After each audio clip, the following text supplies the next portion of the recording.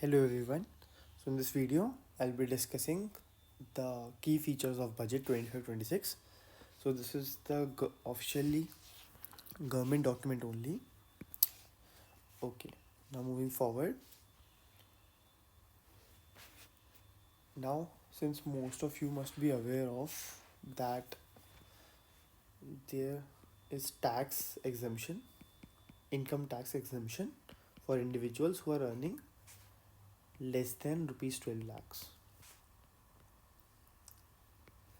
And for individuals earning more than rupees 12 lakhs, they're supposed to pay the tax. But the tax structure is of the form that this is the amount that you are earning and correspondingly tax rate. So for individuals earning between 0 and 4 lakh, they're supposed to pay a tax of nil. 4 to 8 lakhs, they're supposed to pay a tax of 5%.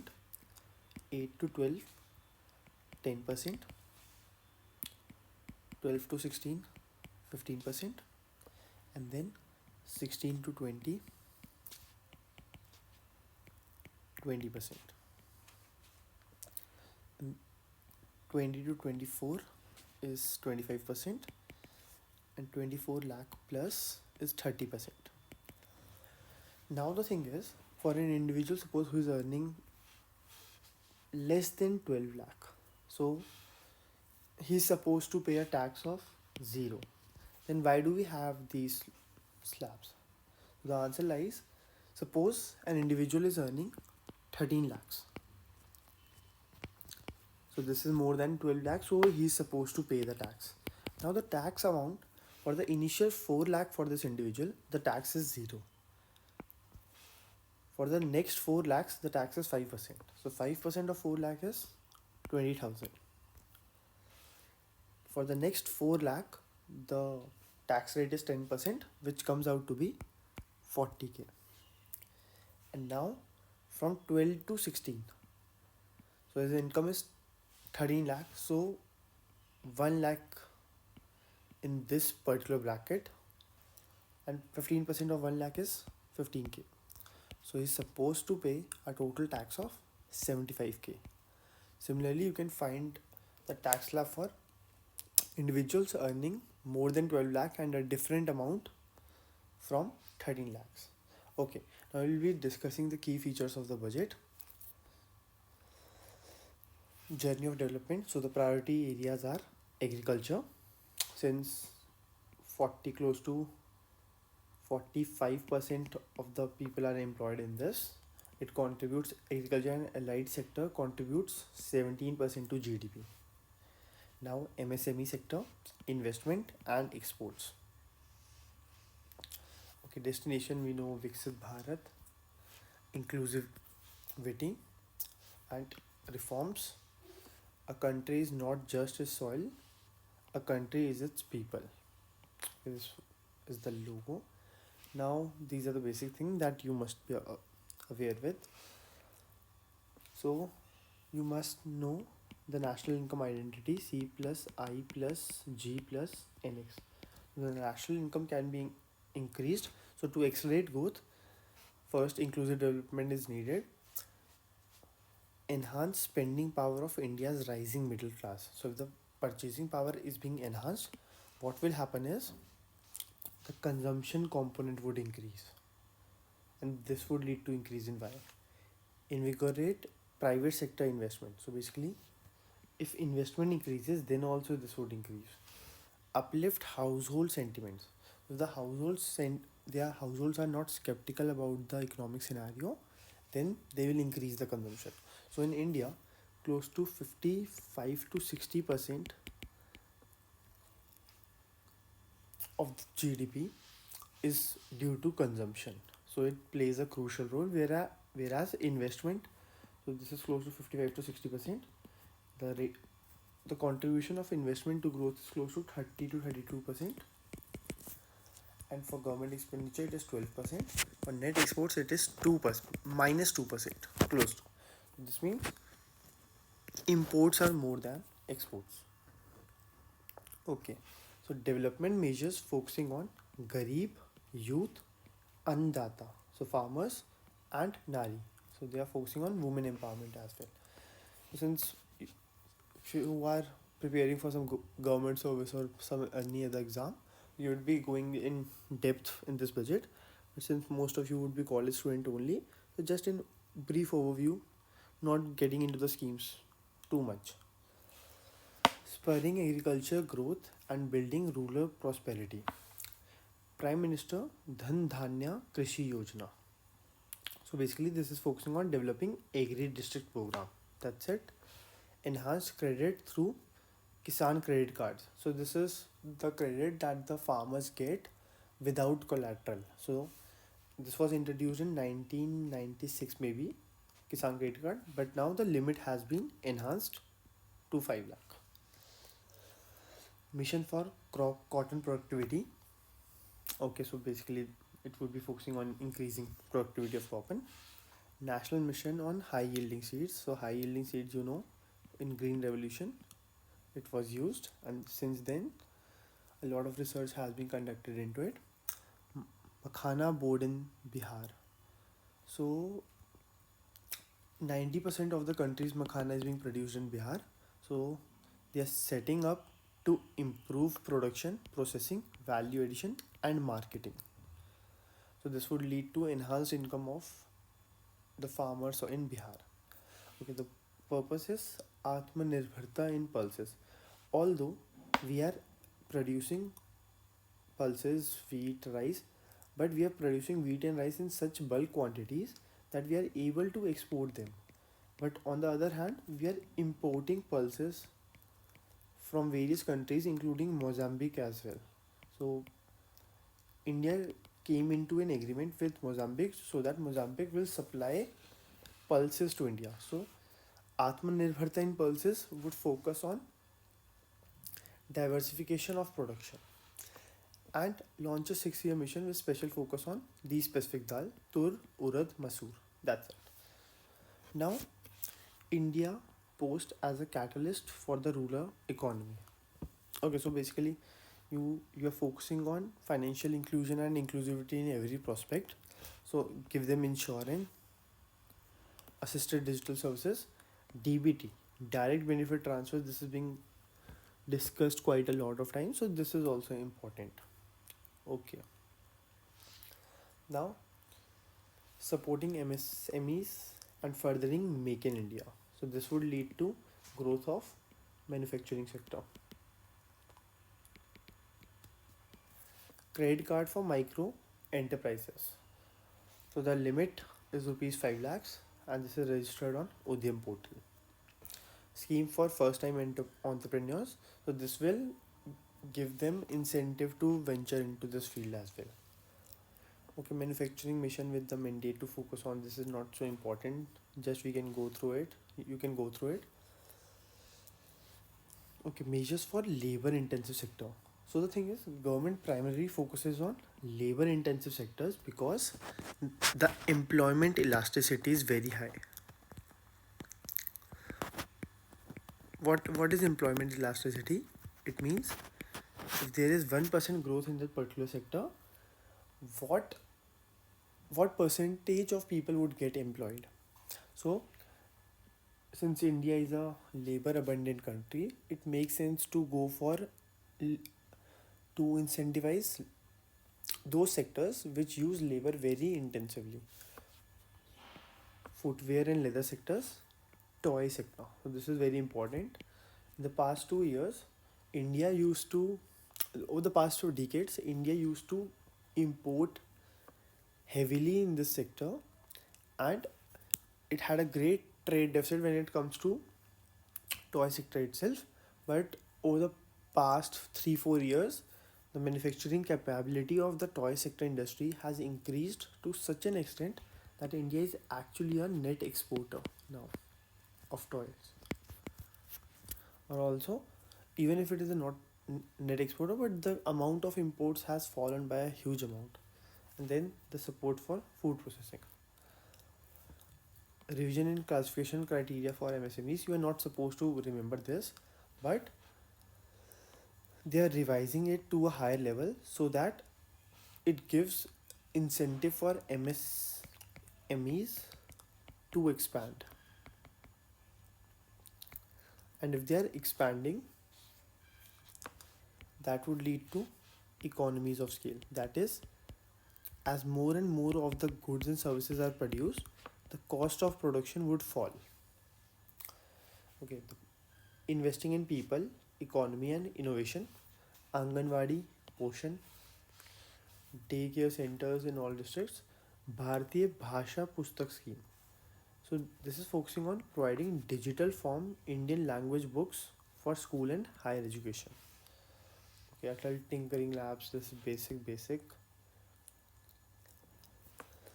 Okay, PM Swanidhi. These were the loans which were being given to street vendors and all. Now to be revamped with enhanced loans from banks, UPI linked credit cards, and enhanced capacity building support. Okay, investing in people, economy, and innovation. Support to states for infrastructure. This is for with an outlay of 1.5 lakh crore, 50-year interest-free loans to states for capital expenditure. So this is for capex. So the capital expenditure is more, and according to the past year budgets and the economic survey, if you spend, so firstly you should know the difference between capital expenditure and revenue expenditure. Capital expenditure either leads to creation of assets. Okay, so in capital expenditure, either assets increase or liabilities fall. So if you are focusing on capital expenditure, in the long run, you get a return of close to rupees 5.2 to rupees 7 or 8, depending on which particular sector you are investing in. And in case of revenue expenditure, the return is 1.28, I guess. So the focus, so this includes like giving subsidies and pensions and all revenue expenditure. So the focus should be on increasing the capital expenditure. Now, currently, this was given in the one of the RBI report that the ratio of revenue expenditure to capital expenditure is close to 5.1, which means if you are incurring capital expenditure of 1 rupee, revenue expenditure is being incurred for 5.1. This is specifically I'm talking about India. Then Jal Jeevan Mission 100% coverage till 2028. Power sector reforms. Basically, this additional borrowing of this of GDP contingent on these reforms. So this was a criteria given by the states since a lot of power sector companies were incurring losses. So they wanted the states to reform, and accordingly, if the states are reforming in the required direction, then the central government was willing to give this much of borrowing to states. So these were the additional borrowings. Okay, asset monetization plan, urban challenge fund, basic things. Maritime development fund, nuclear energy for Viksit Bharat. They have given close to 20,000 incentive for it. Udan is Ude Desh ke Aam Nagrik. So that is why because of this, the prices of tickets have actually fallen. And there's a special focus given on Bihar as well. I've already discussed about the Makhana production and then the Swami Fund. So this is a special window for affordable and middle income housing. So that would lead to more houses being created. Okay, e-visa facilities, mudra loans. Okay, PM Research Fellowship to provide 10,000 fellowships for technological research in. So this is being confined to IITs and ISC.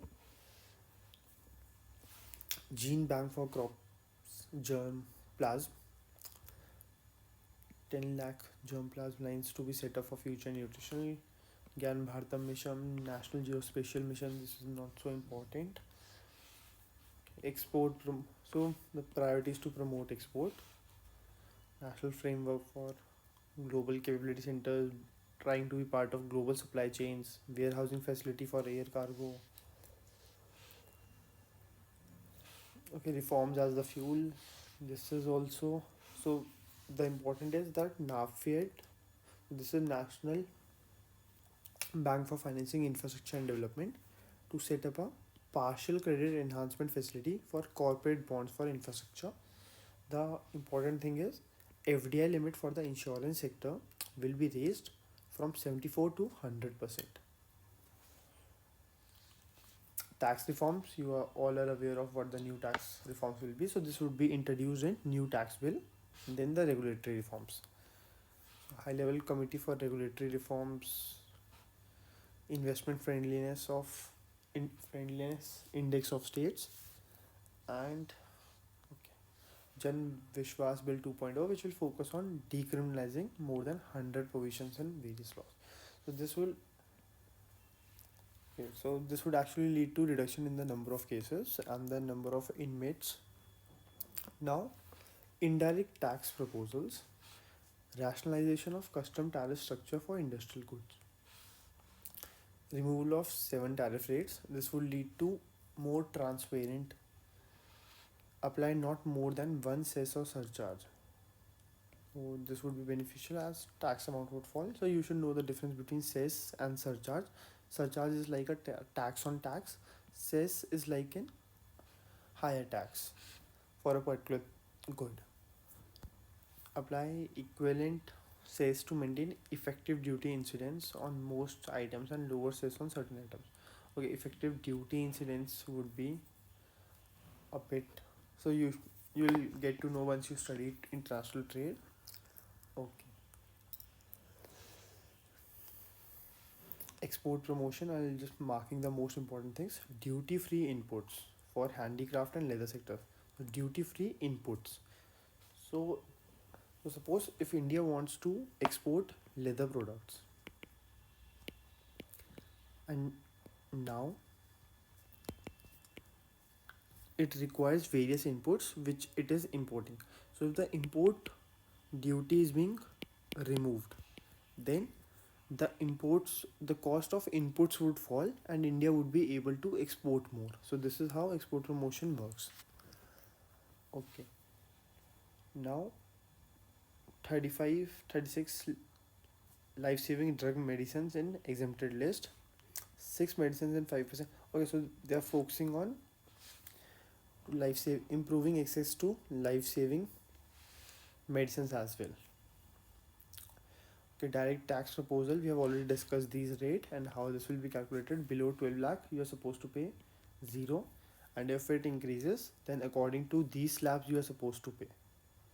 So suppose your income is 18 lakhs, so you will pay 5% of 4 lakh 20k, 10% of 4 lakh 40k, 15% of 4 lakh, so this would be 60k, and then you, since you line this, so 20% of 2 lakh, so 20% of 2 lakhs would be 40k. So this is the tax amount that you are supposed to pay. This comes out to be 1 lakh, 1 lakh 60, 1.6 lakhs. Okay, now voluntary compliance, reducing compliance burden, basic things. Okay, now this is the most important thing. Where does the rupee come from? So suppose if we are saying if the government is getting rupee 1 or rupees 100, this is where the rupee is coming from. If you'll see, the biggest amount is borrowings and other liabilities. So this would lead to more interest and principal payments in future. So ideally, it should be the case that borrowings should be done for capital expenditure because this would generate revenue in future, whereas the borrowing should not be done for revenue expenditure. That would lead to unsustainable expenditure. So current revenue that the government has should be sufficient for revenue expenditure. Whereas ideally if you want to borrow, it should be for capital expenditure. Then the second important thing is income tax. And now with the introduction of these tax reforms, this would lead to lower, so this value might fall because of the tax exemptions being given to individuals, where it is expected that close to 1.75 crore individuals won't be, so they will get exempted.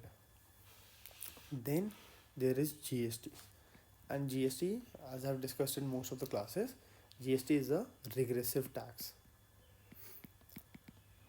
and if a higher percent is coming from it, this would mean it would lead to increase in inequality.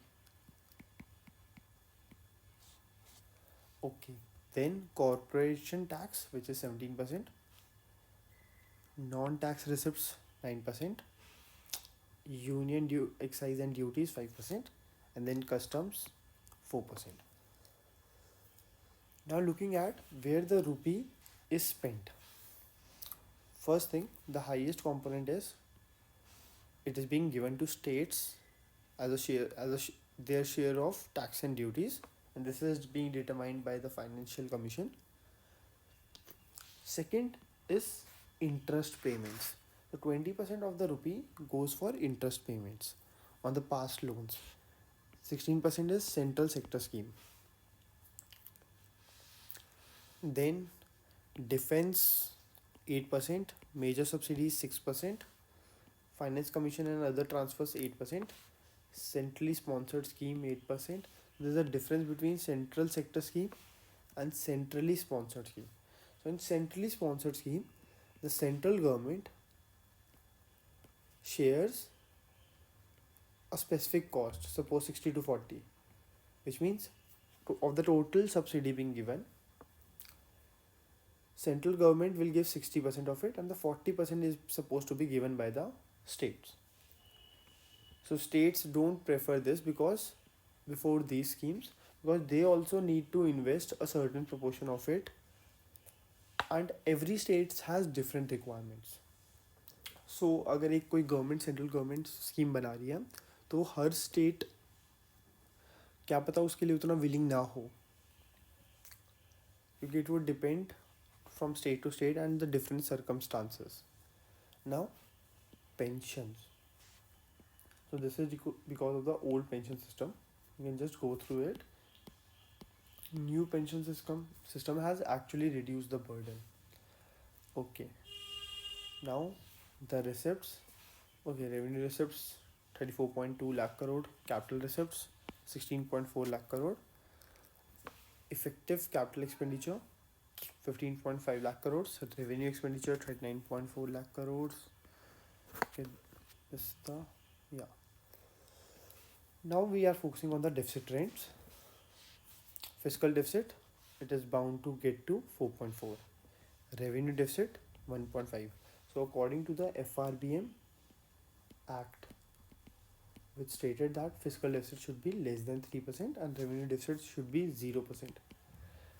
So we are yet to reach it. It will take time. So it is being mentioned that in 2031 or 2041, I'm not sure about the date, but so you can just look at this for the next 5-7 years. This is not going to happen, that this will reach towards 3%. This was the target of Fiscal Responsibility and Budget Management Act. Okay. Now effective revenue deficit. What is effective revenue deficit? This is revenue deficit minus grants in aid to states for creation of capital assets or for creation. So this is effective revenue deficit. So because central government is giving grants to states so that they can create capital assets, but these grants are included in revenue expenditure only. So if we'll remove these grants which are specifically given for creation of capital assets, then we'll get effective revenue deficit. And then we have primary deficit, which is 0.8. So primary deficit is primary deficit is fiscal deficit minus interest payments, because the government takes, suppose, 50-year loan in 2002. Now, irrespective of what political party comes to power, the government is supposed to pay back the interest and as well as the principal amount. So, to assess the performance of the current government, it makes sense to focus on primary deficit, which will give you the so which will remove the effect of the past year, which will remove the effect of interest payments on past year loans.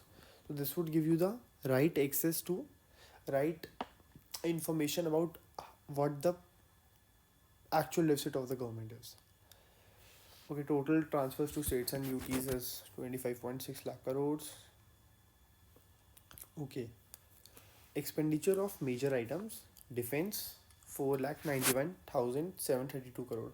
So of the total expenditure of the government, close to 13% is being given to defense this time. Rural development, home affairs, Ministry of Home Affairs, agriculture and allied activities 1,71,437 lakh crores, and a majority of it is being given in the form of fertilizer subsidy.